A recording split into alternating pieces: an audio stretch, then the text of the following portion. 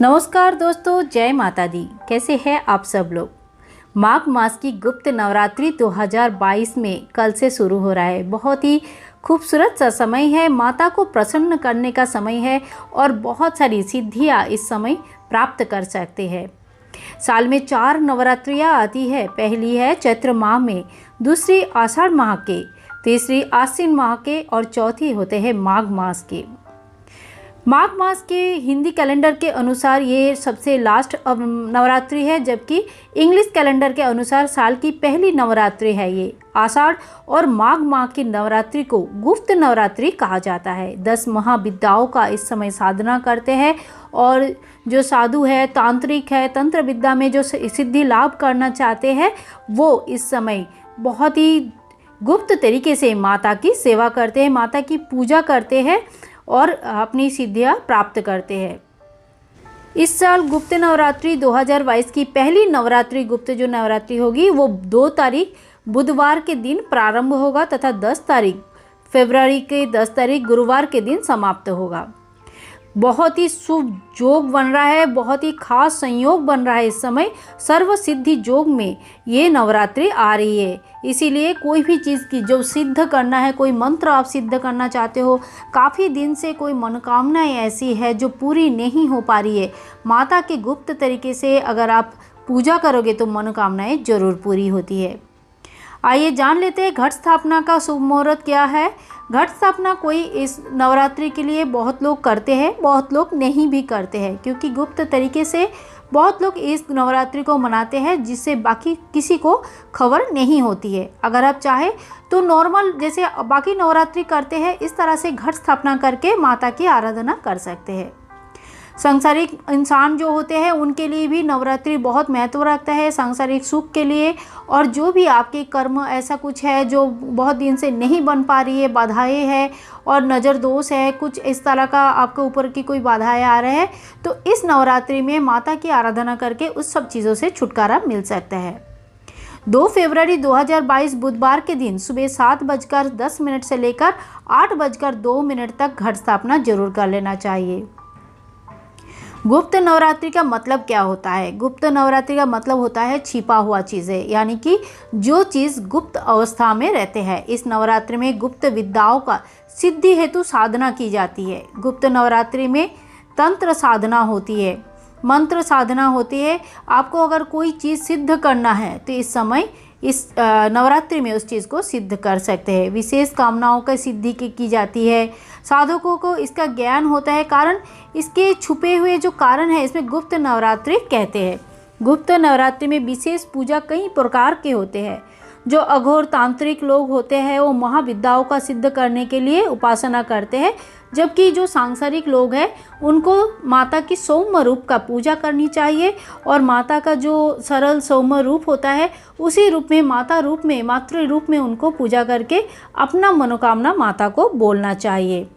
गुप्त नवरात्रि में माता के वो कौन कौन से रूप होता है जिनके हम पूजा करते हैं? काली, तारा, त्रिपुरा सुंदरी, भुवनेश्वरी, छिन्नमस्ता, त्रिपुर भैरवी, धूमावती, बगलामुखी, कमला और मातंगी। इन 10 रूपों को 10 महाविद्या कहा जाता है और इन 10 रूपों का अलग अलग देवियों का पूजा होती है। अलग अलग देवियों की अलग अलग मंत्र होते हैं, लेकिन मैं यही सजेस्ट करूंगी सभी लोगों को, अगर मंत्र चाहिए तो मैं डिस्क्रिप्शन बॉक्स में लिख दूंगी, आप देख सकते हैं। लेकिन मैं यही सजेस्ट करूंगी कि जो संसारी इंसान है वो माता का सौम्य रूप का पूजा करे, घट स्थापना करे, नवरात्रि का व्रत रखे। लेकिन बिल्कुल जैसे हम चैत्र नवरात्रि और शरद नवरात्रि के में व्रत रखते हैं बिल्कुल उसी तरह से रखे। कोई तांत्रिक विद्या, कोई तांत्रिक उपाय घर पर ना करे तो सबसे अच्छा होता है। वैसे तो गुप्त नवरात्रि में उन्हीं माताओं का पूजा और आराधना किया जाता है, लेकिन अघोर साधना में जो 10 महाविद्या की पूजा होती है उनकी पूजा विधि बिल्कुल अलग होते हैं, गुप्त तरीके से होते हैं और सांसारिक इंसान के लिए नहीं होते हैं। आइए अब हम जान लेते हैं कि घर पर हम पूजन कैसे करेंगे। 9 दिन की पूजा हमें घर पर कैसे करना चाहिए। तो पूजा में 9 दिन में सात्विकता बजाय रखें, शुद्धता रखें, ब्रह्मचर्य का पालन करें, माता का ध्यान करते हुए इस पूजा को प्रारंभ करें। जो भी आपकी मनोकामना है पहले दिन माँ के सामने संकल्प लेते हुए उस प्रार्थना को माँ के सामने रखें। संकल्प सात्विक होना चाहिए, अपने और अपने घरों का सभी के भलाई के लिए होनी चाहिए। इस समय माता का बहुत ही उग्र रूप है। मान्यता अनुसार इस समय माता का जो भी सेवा पूजा बड़ी ही विधि विधान से करते हैं उनकी मनोकामनाएं जरूर पूरा होता है। इसीलिए बार बार कहती हूँ कि कोई भी इस चीज़ को बच्चों का खेल जैसा ना समझे और कोई भी गलत चीज़ें बिल्कुल ना करे। माता का पूजा है बहुत ही खूबसूरत सा समय होता है। सुबह सुबह उठ जाइए, ब्रह्म मुहूर्त में उठ जाइए। कोई भी पूजा अर्चना जो पूरे दिन एंजॉय कर पाते हैं, पूरे दिन का समय मिलता है, तो सुबह उठना बहुत ज़रूरी होता है। इस दिन घर स्थापना वगैरह भी रहता है तो बहुत सारे समय चाहिए होता है।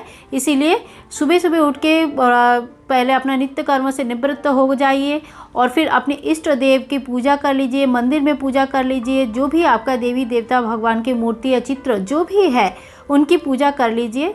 जहाँ पे आप माता का स्थापना करना चाहते हैं, गुप्त नवरात्रि का 9 दिन की स्थापना करना चाहते हैं, उस जगह को अच्छे से साफ कर लीजिए, क्योंकि 9 दिन तक अब जो भी आप प्रतिष्ठा करेंगे उनको नहीं हिलाना है।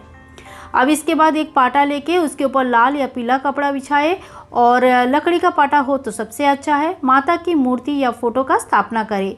इसके बाद माता की मूर्ति या फोटो का अच्छे से साफ करें। अगर मूर्ति है तो पंचामृत स्नान करवा के उनकी स्थापना करें। एक बार स्थापना होने के बाद ना तो घट को हिलाया जाता है, ना ही माता की मूर्ति को हिलाया जाता है और ना ही आपका जो दिया प्रज्वलित करेंगे, अखंड दीपक प्रज्वलित करेंगे, उसको हिलाया नहीं जाता है। पूजन में माता के सामने अष्टदल कमल बनाएं और उसके ऊपर घट स्थापना करें। घट में एक गंगा जल मिश्रित नॉर्मल जल ले, उसमें थोड़ा सा रोली डाले, हल्दी डाले, थोड़ा सा सुपारी, 1 रुपये का कॉइन, सोना या चांदी, दुर्बा घास और थोड़ा सा फूल डाले। आम पल्लव 5, 7 या 9 के मात्रा में ले ले। आम पल्लव के ऊपर टीका लगा के बढ़िया सजा ले और उसके ऊपर नारियल रख के नारियल श्री कलश का स्थापना करें। इस समय दिए का जो कलश होता है, दीपक कलश का स्थापना ना करें, क्योंकि 9 दिन तक रहना है तो इसमें श्री कलश का स्थापना ही होता है। बहुत लोग इस समय जौ भी बोते हैं। अगर आपके यहाँ पे प्रचलन है तो आप चाहे तो जौ बो सकते हैं।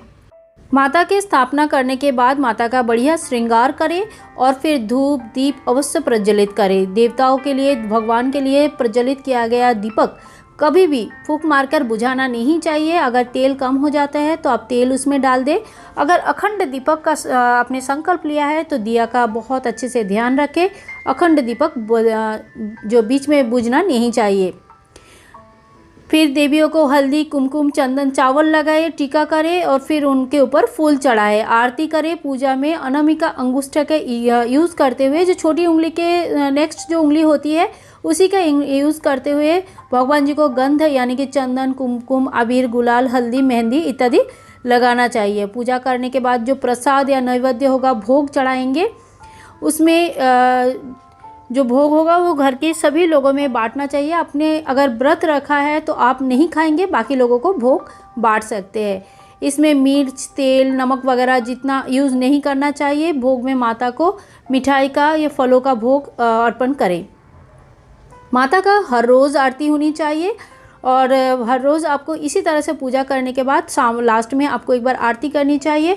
शाम को संध्या आरती जरूर दिखानी चाहिए। 9 दिन माता प्रतिष्ठित रहेगी, इसी हिसाब से सुबह और शाम आपको भोग भी देना चाहिए। इसी तरह से माता का 9 दिन तक आप पूजा करें और 10वें दिन जो माता का पूजा होने के बाद विधिवत उनकी विसर्जन करें। माता का इसी तरह से 10 दिन, अगर 9 दिन आप अलग से पूजा पाठा नहीं लगाना चाहते हैं तो अपनी मंदिर में गुप्त तरीके से माता की आराधना कर सकते हैं। माता को रोज़ भोग लगाए, सुबह शाम आरती करें, हाथ जोड़ करके माता के सामने अपनी जो भी इच्छा है वो मांग सकते हैं। 108 बार माता का नाम लेके जप जरूर करें। इस समय कई लोग नियम मानते हैं, कई सारे टोटके करते हैं, लेकिन अगर सात्विक कोई इच्छा है माता के सामने आप रखते हो, माला जप करते हो, तो माता आपकी इच्छा जरूर पूरी करती है। सभी लोगों के ऊपर माँ का कृपा हमेशा रहे, माँ का शुभ दृष्टि सभी के ऊपर हमेशा रहे, यही सोचते हुए आज की वीडियो यहीं पे समाप्त करती हूँ। दोस्तों, बने रहे, साथ में रहे, चैनल को सब्सक्राइब करें और एक लाइक ज़रूर कर दें। मिलते हैं नेक्स्ट वीडियो में, तब तक के लिए जय माता दी, हरे कृष्णा, राधे राधे।